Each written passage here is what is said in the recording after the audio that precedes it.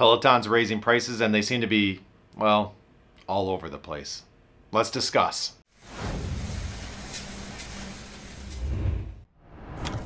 So with the way Peloton's been changing prices, it's easy to have a knee-jerk reaction. But I do my best to take a step back and look at the bigger picture. Now that knee-jerk reaction for Peloton consumers or potential consumers is that Peloton is trying to raise prices wherever they can, subscription or product, to squeeze every last dollar out of their loyal customer base.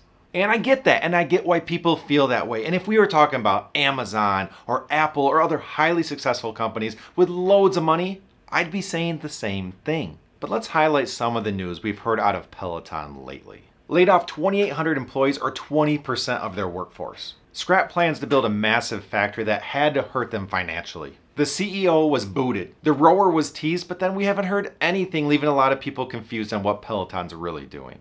They've decided to outsource all manufacturing. And they recently announced they're going to cut another 800 jobs. My point?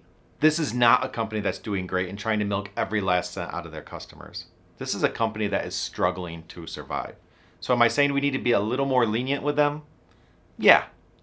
But Peloton needs to create a business plan and march to it. No more lowering a price here, but raising it here, but then re-raising over here. This makes customers feel like they're being jerked around and it erodes customer confidence, even if that isn't what you intended. I'm not done yet, but super quick. If you appreciate all the work that goes in these videos and you don't mind helping me out, please give that like button just a little tap, and I appreciate it. And the reason you might want to give them a break, and before I say this, just in case you think I'm a Peloton ambassador or trying to make money through Peloton, I do not have any Peloton links. I have never made $1 from Peloton.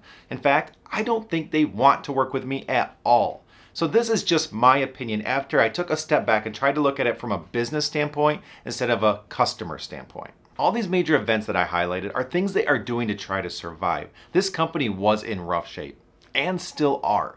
You don't close stores, scrap plans on a major investment, oust the CEO, cut jobs after jobs after jobs, and all these other things they've done to try to restructure the business and put them on a course to succeed if things are splendid. So we have to realize they're in rough shape. When the new CEO came in, he said, things are not good under the covers. There are a lot of problems, a lot of things we need to do.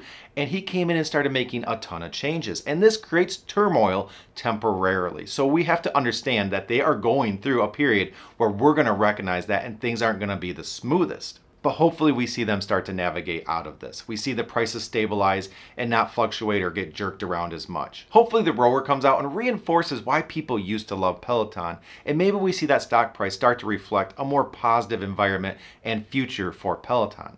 But why do I care? Well, I don't. But you should.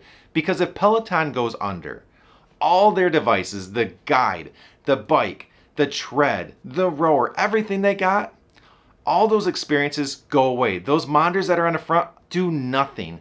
And now you just have a very expensive product that you really don't want anything to do with. So taking all this in, I'm going to factor in that Peloton's just doing all of these things so that they can survive and be around for a long time. I'm not the biggest fan of where their prices are at, but I'm hoping that they're pricing them where they need to be successful and again, stick around. And they are working towards a lot of cost saving initiatives, so maybe down the road we'll see some of those prices come down or at least just not go up for a while.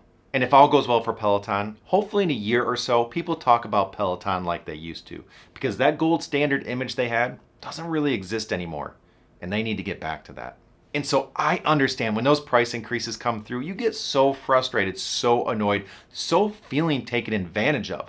But we also have to take a step back and remember that there is things like inflation. Things cost more to build, and it is going to cost them more money. And we don't want them to go under because if you enjoy that product, you want it to stick around for you and for your long-term health and the things that you take away from that product. So there's a little give and take there as far as understanding the situation. So I recorded this last night, went to bed, woke up and saw an article that Peloton and Amazon were working together, meaning some Peloton products are going to be sold on the Amazon page. And this goes back to that whole story of Peloton was not doing well. They could have went under and realized they had to make a million changes. And this is one of those things that we're starting to see some positive things. I like this move because when everything is funneled through the Peloton website, it can only reach so much of an audience. Some people just aren't willing to go purchase things there. But when you have the audience that Amazon does, you can reach more people. You can grow quicker. And that's what Peloton needs to do.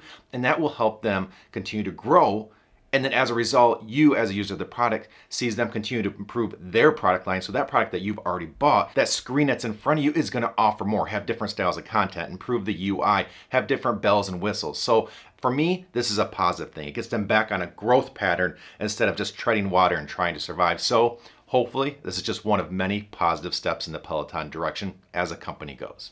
And I'll wrap this up by a message to Peloton or any other connected fitness company that might be listening. More gamification. I am telling you, that is the future. When you design these products, have more inputs, have more ways to interact with the experience and software. From there, create games that use that. Remember back when games were just single player and you just played through it until it was done? And then they came out with multiplayer and you just went into a lobby, it filled up to 8 players or whatever it was, and you all went in and worked together. You battled together or against each other, whatever it was, and you had a blast doing things real time. Use that in gamification of exercise. Put people in lobbies, have them go do an objective together or battle against each other for the leaderboard, whatever it is, and give us some fun next level ways to exercise. I'm telling you, it'll be a hit. But I hope you took something away from this, or at least enjoyed listening to my little rant. If you could, hit that like button, subscribe to stay on top of everything I'm reviewing. Got lots of things coming up. But until next time, here's to a healthier you, and have a good one.